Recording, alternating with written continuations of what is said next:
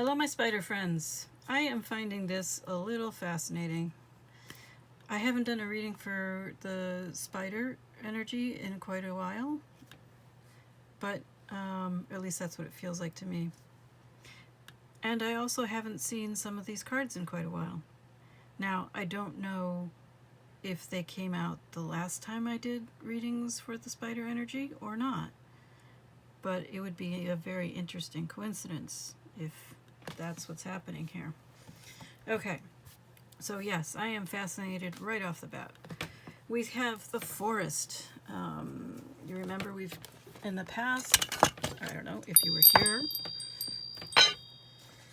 I have no way of knowing, of course. The forest is also one of the archetype cards.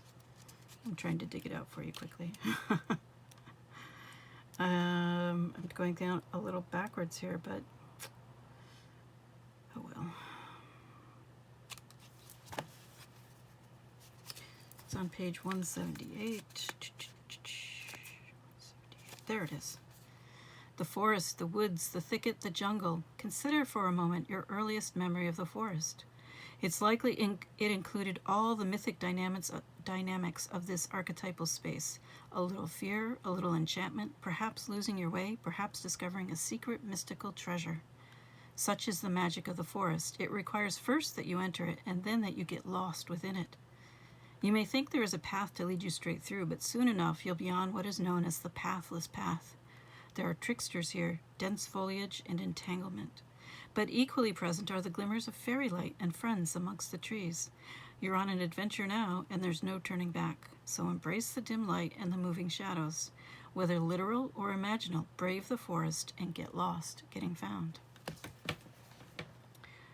When light, magic abounds, childlike wonder, adventure. When dark, concealment, density, savagery. The hunter, the maiden, the crone, and the shaman make regular appearances in the forest. Don't be surprised if these cards come up together. Let the narrative reveal itself. If you get out of the forest without feeling lost, you are only in a little grove of trees. The great archetypal forest requires we spend at least one night frightened for our lives. Okay. This card makes me think of that every time. We have muddled or unclear thinking as the meaning for these, of course, are the tea leaf cards, not the archetype cards. I'm sorry, I'm really hung up on the tea leaf cards today. It's like I don't even care about the spider. So let me go back and read the spider to you.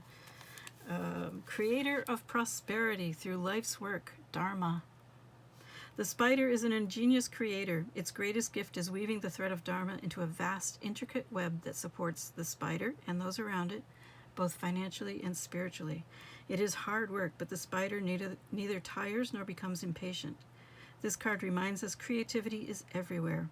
Be process-oriented rather than results-oriented, and soon your work becomes like the weaving of a magical, priceless tapestry. Abundance follows. When in balance, appreciative, enthusiastic, and prosperous. When out of balance, discouraged, tired, and forlorn. To bring into balance, playful creativity.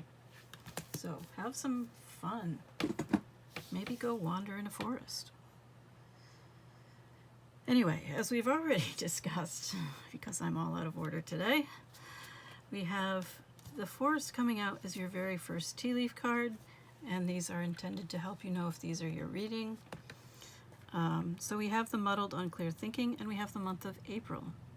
Perhaps April is a particularly confusing time for you, or perhaps there's something significant about that month that will help you relate to this reading.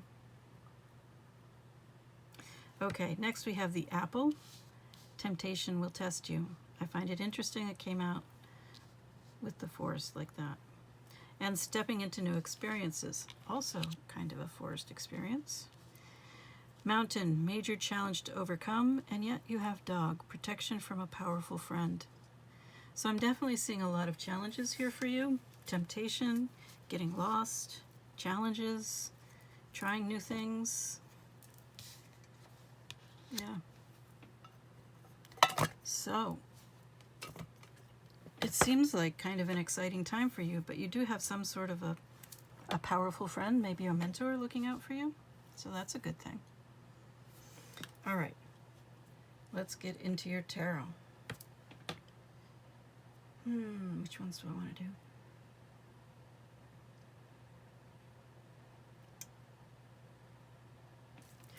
Well, I think I'll do the Crow.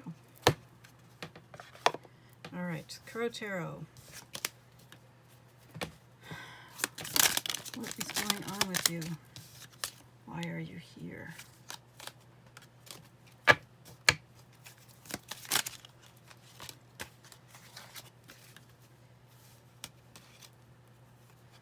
Well, that's kind of big doings. Oh boy. The Emperor and the Fool. Oh, wow. I think that's pretty challenging. Does becoming an Emperor feel like the Fool's leap? Are you letting go of what you think the Emperor is so that you can make a leap of faith? Ooh, the Tower is showing itself. But it didn't come out. So that's good. 8 of Pentacles, the grind phase. You've been taking a grind approach to life, I think. That's not always the right way to go, honestly. Maybe that's why it's in a crossing position, because you're not sure about it. And here we have the 10 of Cups in reverse and the 3 of Wands. So, while this connection may have ended, may have turned out to be toxic, definitely temporary, the ending of it seems to be opening you up to new creativity, to new possibilities. You're looking out and seeing things differently now.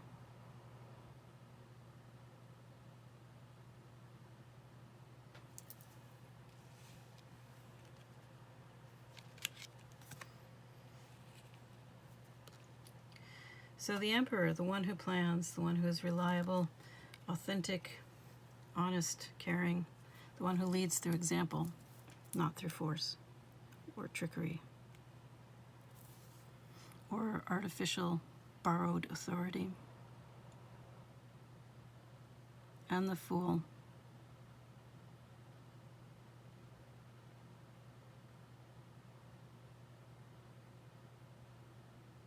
So this may feel very, very foreign and scary and strange to be making the Fool's leap, that leap of faith. The Emperor is a very material card, material aspect of self. It's an important aspect of self. Too often people who get into spirituality like to talk about the material as if it doesn't really matter, when it does. The point of our spiritual journeys, spiritual awakening, understandings, etc., is to improve our material lives. Not only ours, but those around us.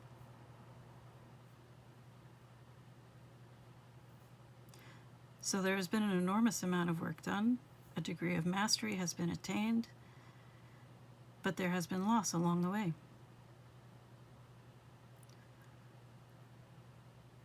Even though there has been loss, there are new possibilities that are opening up before you. But there's, I think, a lot of uncertainty. A sense that you are making a leap into the unknown.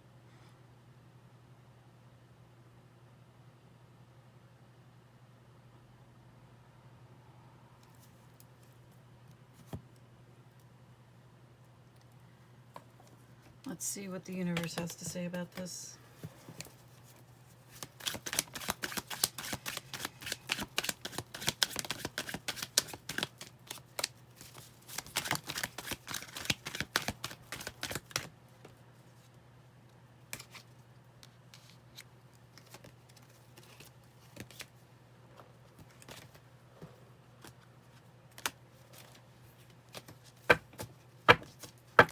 Cards are sticking together. The humidity is really high right now.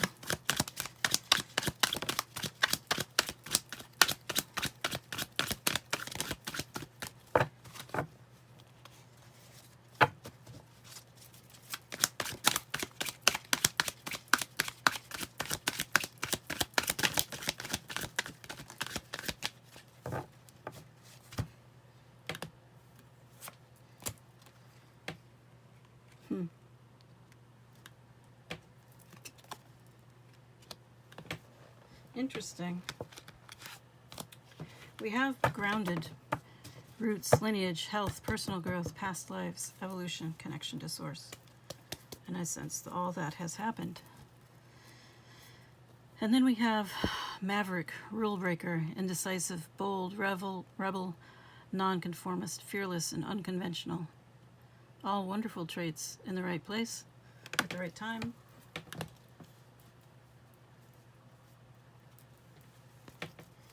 Especially if you can stay grounded and keep your direction while you act. It does seem that that has happened, because what you have next is the mortar and pestle, an alchemical process. You have a lot to break down here and to transmute, transform into something better. And it's probably, you've probably had to be a maverick to some degree to break out of this.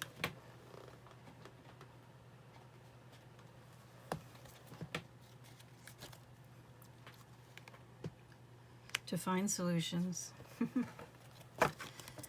This can be very creative. To think outside the box. To be a rule breaker. These things, rules can be the Eight of Swords, the mental imprisonment. Rules can provide structure that you can build on, or they can imprison you unnecessarily. And the same rule may have both effects depending on the time, place, situation, people involved, etc. But we have breakout here.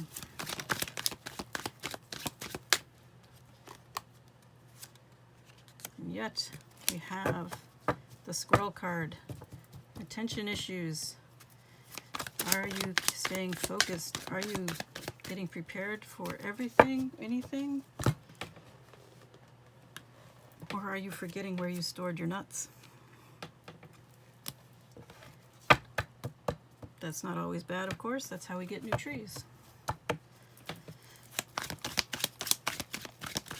And then we have the church. Dogma, collective consciousness, tradition, programming, a belief system. Also family values. Not in the sense that it has been misused by so many to reinforce gender bigotry.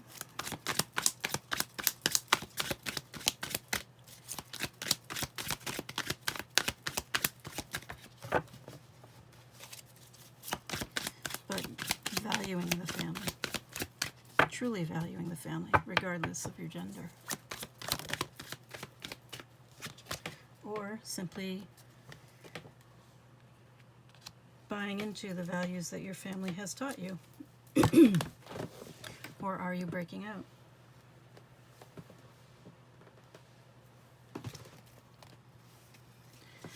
We have the leap of faith again. The Fool card again. Sudden change in direction. Moving on. Also prosperity.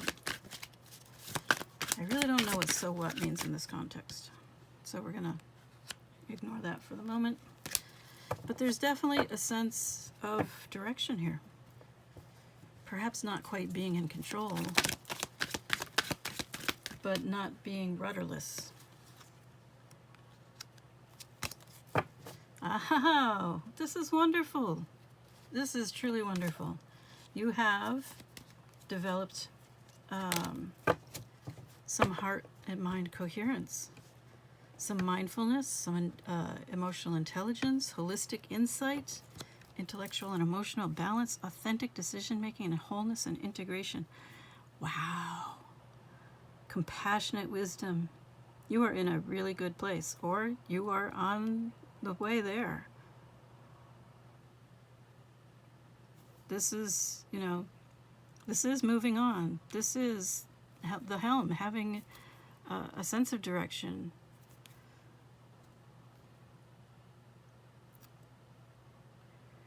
Heading in this direction if you are not there already. That is a wonderful way to live. And to think you started out with the forest, although the forest is not, does not prevent this. It is part of the path to this. So it's not incompatible with this destination at all. It is part of the journey. It is on the map, so to speak. So, my spider friends, it seems you are doing quite well. You are looking at your challenges. You are trying to transmute them or finding ways to transmute them. I'm very hopeful with that Three of Wands card. You are making your leap of faith out of a position of strength. I think that's what the Emperor was about. You have learned a great deal about yourself. You are doing well materially, but you are moving on from that to add more, become more.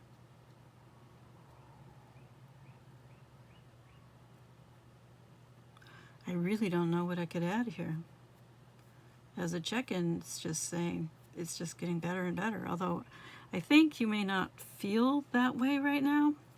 The tea leaf cards certainly suggested that there's perhaps a sense of a lot going on, but not of achievement. That there's some big new challenge going on, or has been going on.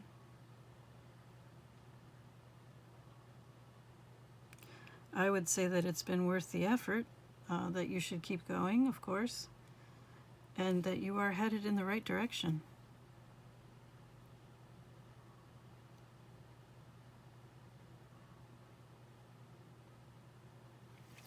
Let's see what the Shaman card, Shaman Oracle has to say. We already got you an archetype, or you got yourself an archetype, right? Got the forest right out of the bat.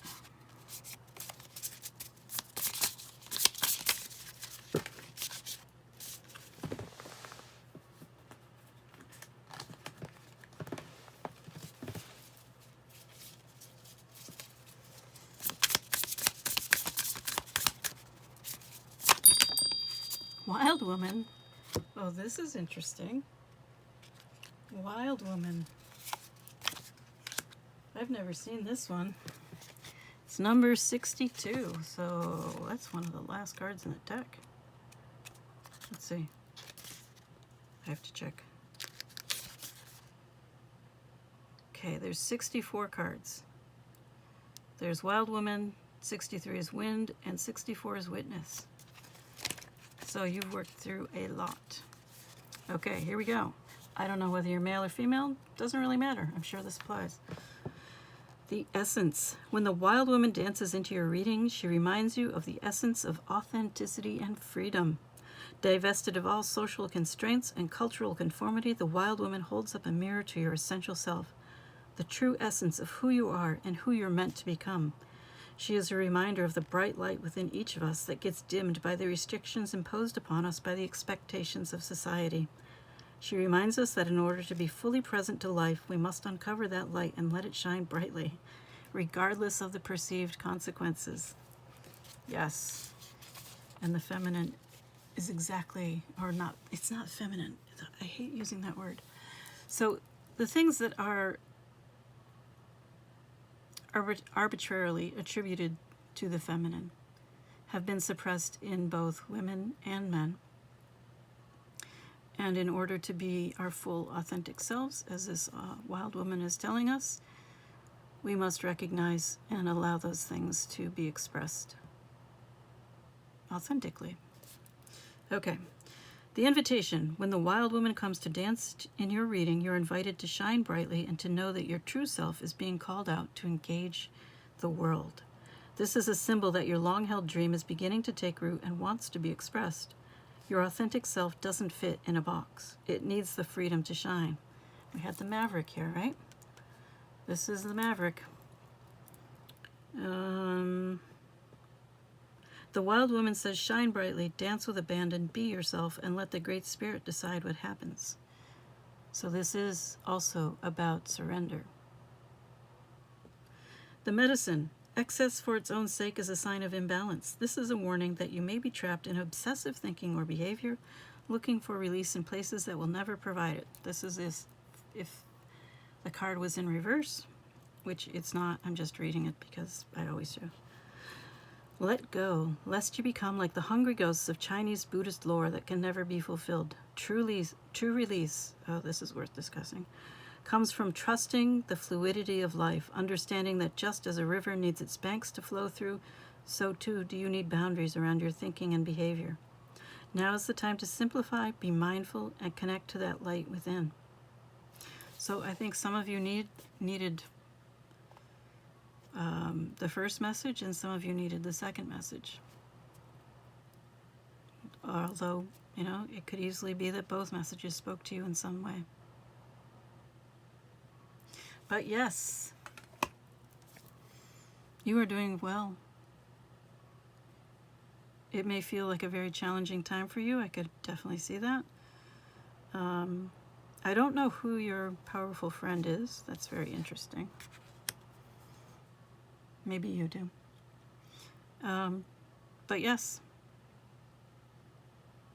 it's time to integrate some other parts of yourself.